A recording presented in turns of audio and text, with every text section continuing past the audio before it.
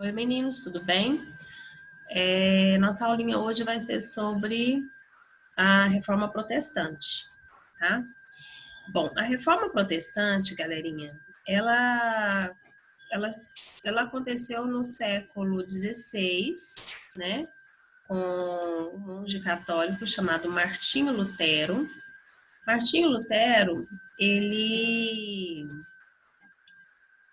se revoltou contra a Igreja Católica, né, por algumas práticas que a Igreja Católica estava tendo, né? Ele era acostumado, habituado com a palavra, né, a manusear a palavra, ele traduzia textos bíblicos, ele era muito inteligente, ele era formado, ele estava ali acostumado com a palavra, né, com a Bíblia, e ele sabia que a Igreja Católica o que ela estava fazendo não estava dentro dos critérios bíblicos, ela estava cobrando coisas que ela não fazia.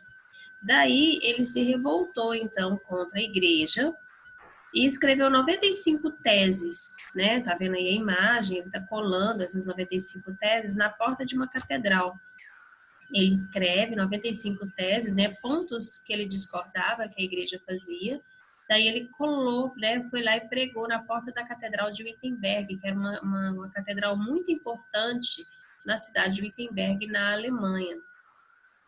E aí começa, então, uma corrida contra o Martinho Lutero, né? A igreja, então, começa a perseguir Martinho Lutero. Só que não tinha só a questão religiosa ali em questão. Para Martinho Lutero, a questão era religiosa. Mas a sociedade da época, que estava toda assim muito bagunçada, por causa de muitas novidades que estavam surgindo naquele momento, elas resolveram, então, apoiar Martinho Lutero por diversos motivos. Vamos lá ver? Olha só, eu coloquei aqui para vocês bem facinho, tá? Bem tranquilo para vocês verem e não se confundirem. Então, tinha aqui o fator político, que falava que era o quê? O fator político incluía o absolutismo e Estado moderno, a igreja e a nobreza. O que significa isso? Olha só. A igreja, ela estava perdendo terreno. Como assim? Lembra lá na Idade Média, que eu falei assim para vocês, olha, o poder é descentralizado, lembra disso? Então, o poder naquele período era descentralizado, ou seja, cada um mandava no seu feudo. Lembra que eu até brinquei com vocês sobre isso? Cada um mandava no seu feudo. Então, o rei, ele era figurativo, ele existia, mas ele mandava só no feudo dele. A partir do advento das cruzadas, que a gente vai ver logo em seguida, a partir do advento das cruzadas, que eles saem, que eles conquistam terras, o rei se torna forte. E a burguesia, ela começa a apoiar esse rei. Por que a burguesia começa a apoiar esse rei? Porque para a burguesia, isso aí a gente já viu lá nos Estados modernos, né? A gente viu isso lá no mês passado. Para a burguesia, o poder centralizado era melhor para eles, porque eles tinham que pagar apenas uma taxa de pedágio. Ao invés de eles estarem pagando para todos os feudos, eles pagariam apenas para o rei. E assim eles podiam circular por toda a terra. Então, o rei, né, o Estado moderno se forma e o rei se torna absoluto, um poder único, forte e centralizado. Mas a Igreja Católica impedia isso. Eles podiam ser reis, eles podiam centralizar o poder, mas eles tinham que dividir o poder com a Igreja. E eles não queriam. Eles queriam tomar conta de tudo sem a Igreja. Eles queriam que a igreja tomasse conta do espiritual e eles do poder político e militar. Entenderam? Então, essa ideia de Martinho Lutero veio a calhar para eles. Por quê? Porque eles podiam tirar a igreja da jogada e se posicionar com mais poder, com mais força. Então, esta era uma questão política. Mas tinha também, como eu coloquei aqui para vocês, o fator econômico, que seria o quê? A igreja contra a burguesia, né? E o fator também do renascimento. Quando houve o renascimento, né? Que houve ali a tomada da terra, né, a tomada da terra quando o povo árabe, né, estava ali, ia cruzar, as cruzadas vieram, e que os mouros, né, que eram esses árabes, eles foram expulsos. A burguesia, ela cresceu muito, né, se fortificou, porque abriu muito comércio, abriram feiras, abriram ligas, né, para transitar mercadorias ali. Então, a burguesia se torna forte. A burguesia se tornando forte, tendo o poder nas mãos dela, né, poder econômico, né, ela se torna muito rica, ela começa a se contrapor com a igreja.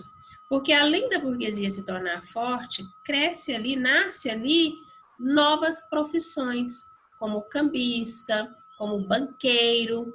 E o que eles faziam? Eles eram... Eles tinham como uso, né, como hábito, cobrar juros, né, de toda a mercadoria de todo o dinheiro que eles emprestavam. Não tinha dinheiro em espécie assim, mas tinham as cartas de crédito e eles emprestavam a carta de crédito e cobravam juros sobre essa carta de crédito. Ou ao menos eles queriam cobrar juros e a igreja não permitia. Essa prática da cobrança de juros, ela é chamada de usura. Por que a igreja não permitia? Porque para a igreja, das 6 da manhã às 6 da tarde, era o tempo de trabalho do homem. Mas de 6 da tarde às 6 da manhã, que era a noite, a madrugada, né, até chegar aqui amanhecendo o dia, o nascer do sol, era o tempo de Deus. Então, do nascer do sol ao pôr do sol, era o dinheiro para o homem, o trabalho do homem, e do pôr do sol ao nascer do sol era o tempo de Deus, onde as pessoas deveriam se dedicar apenas às orações. Então, ele não aceitava a cobrança de juros, não aceitava a usura. E a burguesia, então, tendo em vista ali a questão do renascimento, a burguesia vai falar assim, eram novas ideias, né, que surgiram com o renascimento. Lembra que a gente já viu o renascimento?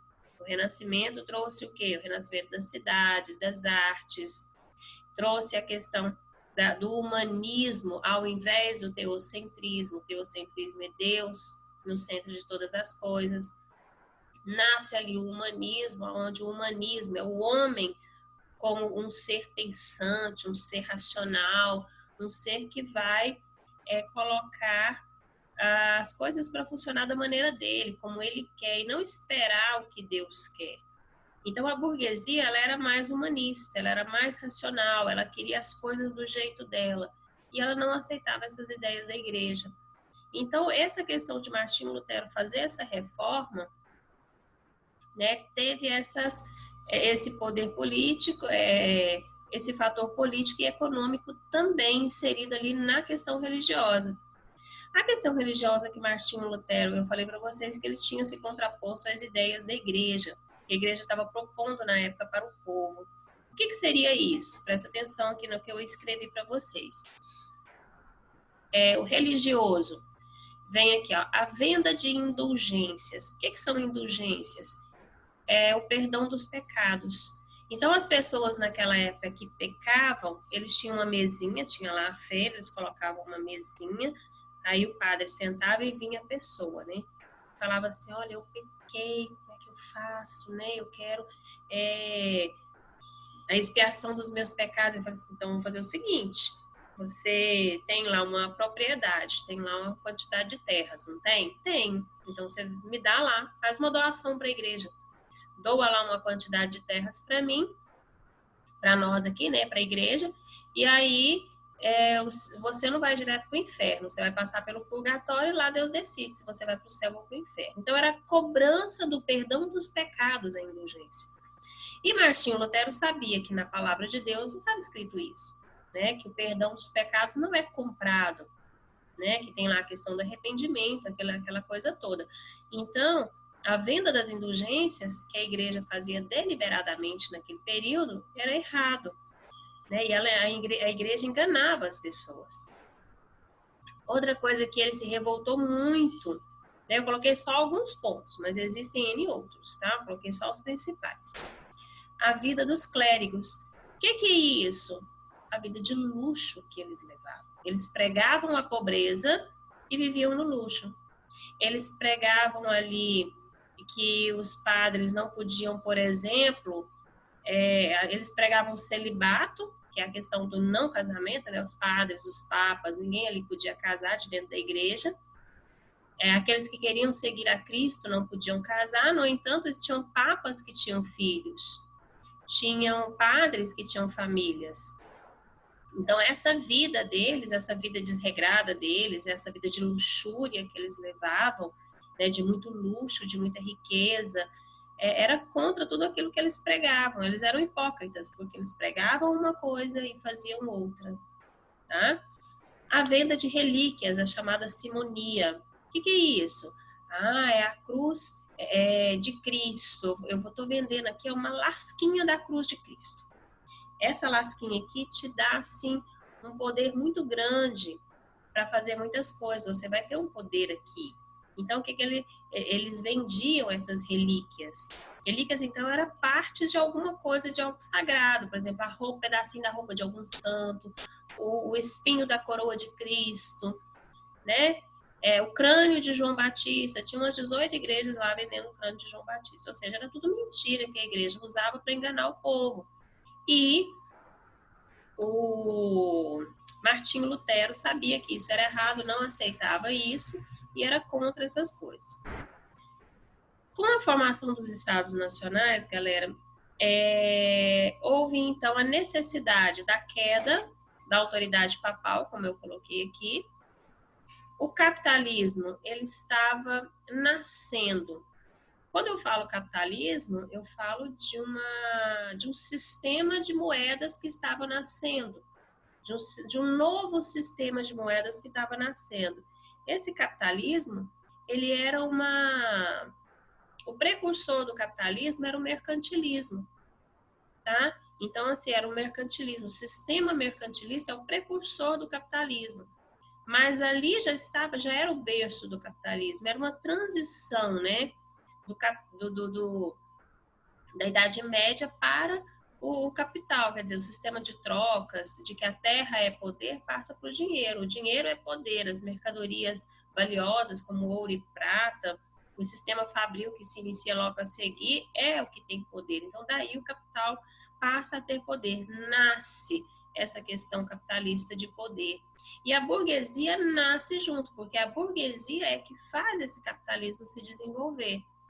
E com isso, a autoridade papal, ela tem que cair, porque a igreja, como ela sempre se manteve coesa significa unida, forte, tá? Então, eles tinham que derrubar o poder papal. E, para isso, essas ideias de Martinho Lutero veio a calhar e se juntar aqui com a questão do político e do econômico. Então, o que Martinho Lutero defendia, na verdade? Ele defendia a salvação pela fé, né? Não só pelas obras, ler a Bíblia como sacerdócio universal, que não é o Papa que tem ali todo o poder, né? Quem tem todo o poder é a palavra de Deus. Você tem que seguir a palavra de Deus e não o que o homem te fala. Você não tem que seguir o que o Papa, o padre te fala, o pastor te fala. Você tem que seguir o que a palavra de Deus fala. Então, é isso que Martinho Lutero coloca. Tá? Por isso é que nas igrejas evangélicas, a palavra, né, o pessoal sempre leva a Bíblia, né, e lê a Bíblia, estuda a Bíblia. E na igreja católica, vocês podem ver que eles quase não levam. Por quê? Porque esse hábito, ele é um hábito que nasceu com o protestantismo. Então, ele é vinculado a essas igrejas. Acreditava e defendia somente em 2 mandamentos da igreja, que era o batismo e a Eucaristia. Foram os 2 únicos mandamentos da Igreja Católica que Martinho Lutero ele aceitou, tá? Que era o batismo e a Eucaristia. O resto tudo ele baniu, né? Todos os outros ele baniu, mas o batismo e a Eucaristia não. E Martinho Lutero ela era totalmente contra a transmutação, né? A questão do celibato, como eu tinha falado antes, porque eles propunham o celibato, mas eles mesmos não cumpriam o celibato, né? O celibato é aquela questão do não casamento. A transmutação era tipo assim, na Igreja Católica, eles diziam que a hóstia e o vinho se tornavam o corpo e sangue de Cristo. Quer dizer, eu estava comendo o corpo e bebendo o sangue de Cristo. Ele era contra isso.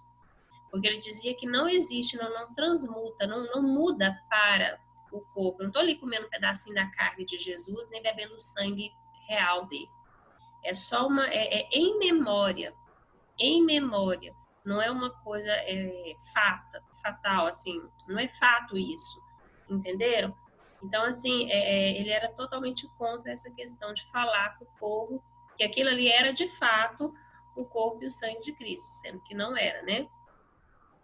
Aqui eu coloquei, isso aqui tudo eu já expliquei para vocês, né?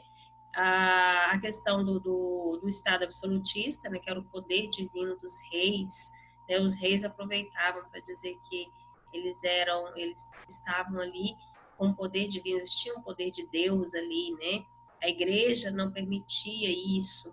Então, assim, tinha toda essa questão do absolutismo, né? Dos reis querer dividir ou tirar o Papa de vez da jogada e se colocar ali como os grandes responsáveis pelo Estado e únicos, né? Só eles. Aqui eu já falei também sobre a questão dos empréstimos a juros, né? E tudo mais. Aqui tem algumas, galerinha, das teses que Martinho Lutero colocou lá, pregou lá na Catedral de Wittenberg. Tá? Depois vocês leem aqui com calma. Aqui, Martinho Lutero, essas ideias de Martinho Lutero, elas foram para o mundo. Em várias partes, elas adquiriram nomes diferentes, com líderes diferentes, que a gente vai estudar depois. Hoje eu estou estudando só Martinho Lutero, para vocês irem pegando com calma e entendendo todo esse assunto, tá? Então, quando ele faz ali esse protesto, ele é considerado um herege pela Igreja Católica. A Igreja Católica passa a persegui-lo. Lembra que eu falei para vocês do poder político? Ele estava dentro da Alemanha. A Alemanha era dividida em principados. A Alemanha ela não era unificada. Não tinha um príncipe só, um imperador, um rei para tomar conta de toda a Alemanha. Ela era dividida em principados. E esses príncipes alemães, eles vão acolher Martinho Lutero. Eles vão colocar ele lá e vão proteger Martinho Lutero. Por que eles protegiam? Era só pela questão do Estado moderno, pelo poder? Não, não era só por isso. Existiam outros fatores também ligados a isso. Como, por exemplo, galerinha, a questão das terras. A Igreja Católica era a maior senhora feudal de toda a Europa. Ela tinha muitas terras e as terras eram espalhadas por toda a Europa. Vários estados europeus tinham terras da Igreja Católica. E nos estados onde ela tinha terras, ela não pagava impostos sobre essas terras e ainda dividia o poder político. E o que esses príncipes queriam? O que esses reis queriam?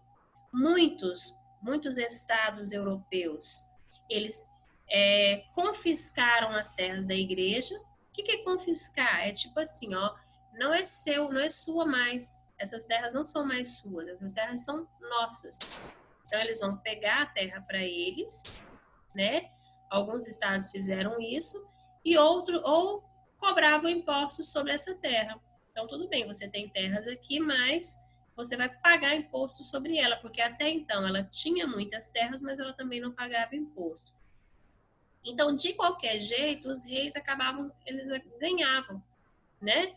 Porque agora eles podiam ter a terra, né? Eles podiam ter as terras, podiam confiscar essas terras, ou eles podiam cobrar impostos sobre essas terras. Tranquilo? Dúvidas? Manda para mim no WhatsApp, tá? Aqui está falando sobre aquilo que eu coloquei lá atrás, ó, o que Martinho Lutero falava, ó, somente pela fé pode ser salvo, somente a escritura, somente Cristo você vai servir, você não tem que se curvar diante de papa nenhum, né, porque só Cristo, somente a graça salva e a glória somente a Deus. Galerinha, eu espero que vocês tenham entendido. Qualquer dúvida, me procurem. tá? Eu procurei colocar bem simplesinho para vocês entenderem, tá bom? Beijo para vocês, com Deus, tá?